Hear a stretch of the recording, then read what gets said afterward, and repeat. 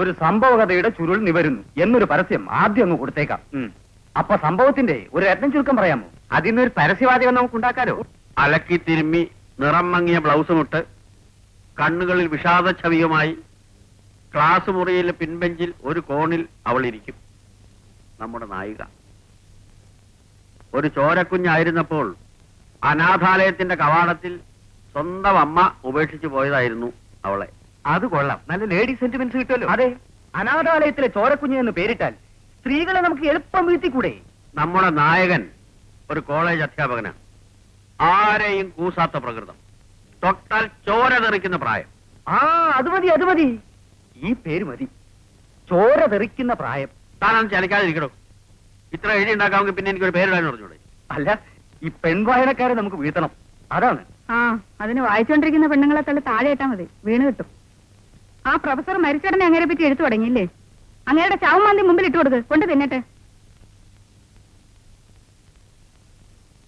കഥയുടെ ബാക്കി ഭാഗം ഞാൻ ടെലിഫോണിൽ കൂടെ പറഞ്ഞുതരാം. ഏതായാലും പേര് അനൗൺസ് ചെയ്തോളൂ. കുഞ്ഞാറ്റക്കിളികളെ കൂടെ വിടെ. കുഞ്ഞാറ്റക്കിളികളെ കൂടെ വിടെ. കൊള്ളാം. ടോമി ക്രിസ്ത്യാനിയും ഞാൻ ഹിന്ദുവും. വെറുതെ പ്രശ്നങ്ങൾ ഉണ്ടാക്കണ്ട. അയ്യോ, കെ ജെ കുട്ടിച്ചേരുടെ മോൾ തന്നെയാണ് സംസാരിക്കുന്നത്. എനിക്ക് വിശ്വസിക്കാൻ കഴിയുന്നില്ല. പ്രസന്നയുടെ അച്ഛൻ എഴുതിയ 100 കണക്കിന് നോവൽ ഞാൻ വായിച്ചിട്ടുണ്ട്. അവയിലൊക്കെ പല പല കാമുകന്മാര് ജാതിയുടെ മതത്തിന്റെ മതിൽക്കെട്ട് പൊട്ടിച്ച് ഒന്നായി തീരുന്നത് വായിച്ച് ഞാൻ എത്ര പ്രാവശ്യം രോമാഞ്ചം വന്നിട്ടുണ്ടെന്നറിയോ? പ്രസന്നയുടെ കാര്യം കഷ്ടം തന്നെ. ഇതൊക്കെ ഞാൻ അങ്ങോട്ട് പറയുന്നതല്ല, തിരിച്ച് പ്രയോജനം കിട്ടുന്നില്ലല്ലോ. എന്നോട് രാംസിംഗ് അവിടെ എടോ സിംഗെ, താനാണത് വില്ലനാണല്ലോ. എന്തിനാ വിളിച്ച കാര്യം പറ. അല്ല, താനാ ടീച്ചറിന്റെ കിൻഡർ ഗാർഡനിൽ കിടന്ന് വിലസ് കാണല്ലോ. എന്തിനാ വിളിച്ചത്? എനിക്ക് തിരക്കുണ്ട്. ഇൻസ്പെക്ടർ മോളെങ്ങനെ? മനസ്സിലായില്ല. അല്ല, താനാ കുട്ടിയുമായി സംസാരിക്കുന്നതും നടക്കുന്നതൊക്കെ കണ്ടു. ഒരു ലൈനിൽ വീഴുന്ന ടൈപ്പാണോ? താൻ ഒരു കാര്യം ചെയ്യും, ഇനി ആ കൊച്ചിനെ കാണുമ്പോ താൻ എന്നെ പറ്റി ഇന്ന് പോലീസ് സംസാരിക്കണം. അത് തനിക്ക് ചായ കുടിക്കാനുള്ള കാശാണ് ഒപ്പിച്ചത്. എന്താ വെറുതെ തടി കേടാക്കല്ലേ? രാംസിംഗ് അവിടെ എടോ ഞങ്ങളൊക്കെ ചേർന്നത് എനിക്ക് ശമ്പളം തരുന്നത്, അത് മറക്കണ്ട.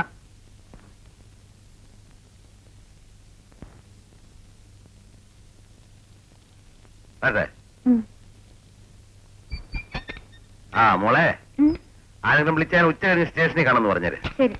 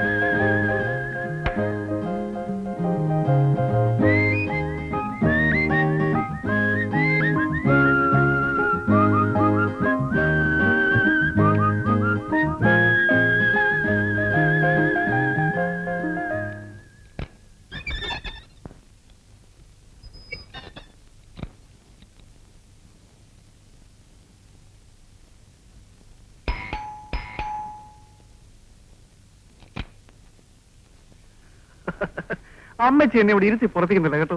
അല്ല, പേര് മായ എന്നാണെന്ന് അമ്മച്ചി പറഞ്ഞു. ഇത്രയും ദിവസമായിട്ട് മായ ഞാനൊന്ന് പരിചയപ്പെട്ടില്ല എന്ന് അമ്മച്ചിക്ക് വലിയ പരാതിയാണ്. ഒരു അതിഥിയോട് ഇരിക്കാൻ പറയേണ്ട സമയം കഴിഞ്ഞിരിക്കുന്നു കേട്ടോ. പക്ഷെ കുഴപ്പമില്ല, ഞാൻ കുറച്ച് സ്വാതന്ത്ര്യം കൂടുതൽ എടുക്കുകയാണ്.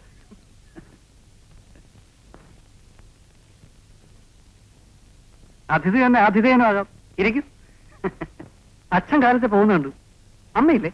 ഇല്ല, ഒരു കല്യാണത്തിന് വരിക രണ്ടാളും. അപ്പോ സർക്കാർ വേണ്ടി സ്വകാര്യ ആവശ്യത്തിന് ഉപയോഗിക്കുക അല്ലേ?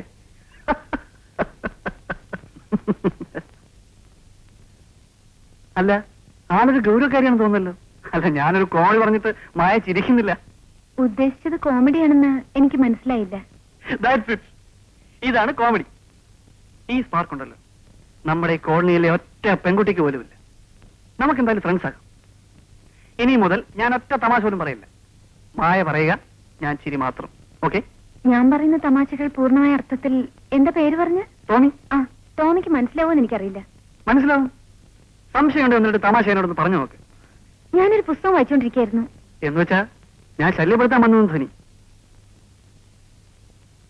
അല്ല, ഞാനങ്ങനെ കയറി ചെന്ന് പരിചയപ്പെടുന്ന ആളൊന്നുമല്ല കേട്ടോ. എന്തോ എനിക്ക് മായ കണ്ടപ്പോ ഒരു പ്രത്യേക അടുപ്പം തോന്നി. ഈ പൊട്ട് മായക്ക് എന്തൊരു ഭംഗിയായിരിക്കുന്നു. ഇത് ചാന്താണോ അതോ ഒട്ടിച്ചാണോ? എന്ത് വേണം? അമ്മയില്ലേ? ഇല്ല.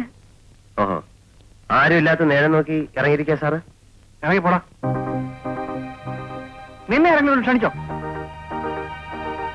നമ്മൾ എത്രയും തിന്നുണ്ടാവും നമ്മളെ കയറി ഭരിക്കാൻ വരുന്നു. ഇതിനുള്ള മറുപടി പുറത്തോട്ട് ഇറങ്ങിയോ, അപ്പൊ പറഞ്ഞുതരാം. ഓ, പുറത്തിറങ്ങിയാൽ എന്നെ അങ്ങ് വീഴുന്നു. ഇറങ്ങണം.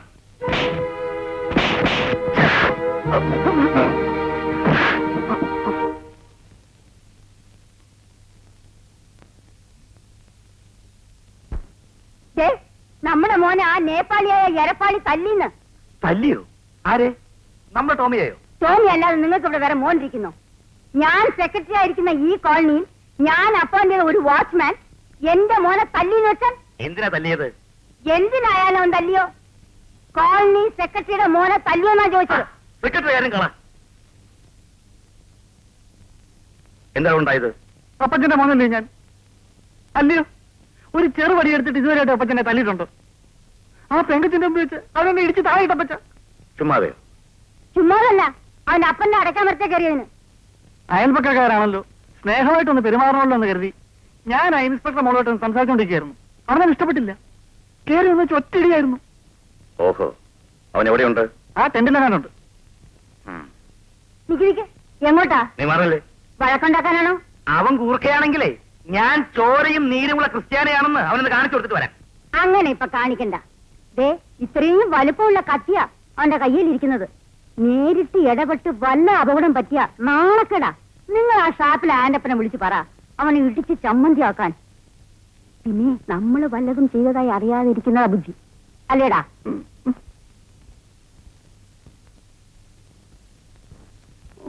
എന്റെ മോൻ കരണ്ട.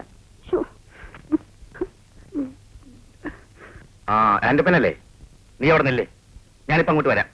ഒരു കാര്യമുണ്ട്.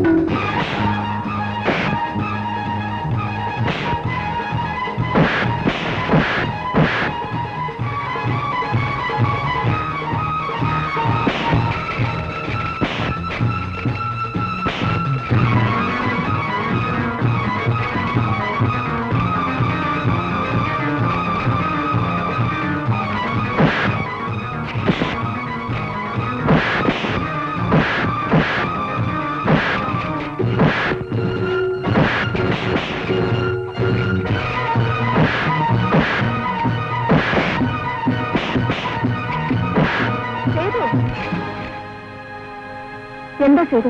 ആരുമായിട്ട് അടിയുണ്ടായത്? എന്താ കാര്യം? ഒന്നുമില്ല, എനിക്ക് കുറച്ച് വെള്ളം വേണം. വരൂ, അകത്തേക്ക് വരൂ. വേണ്ട, വെള്ളം ഇങ്ങോട്ട് എടുത്താൽ മതി. ഇന്നിനി ഏതായാലും ചെയ്ത് പുറത്തു പോണ്ട. അവര് വീണ്ടും വന്നാലോ? അതൊന്നും സാരമില്ല ടീച്ചർ. പറയുന്നത് കേക്കൂ. വരൂ, വരാൻ.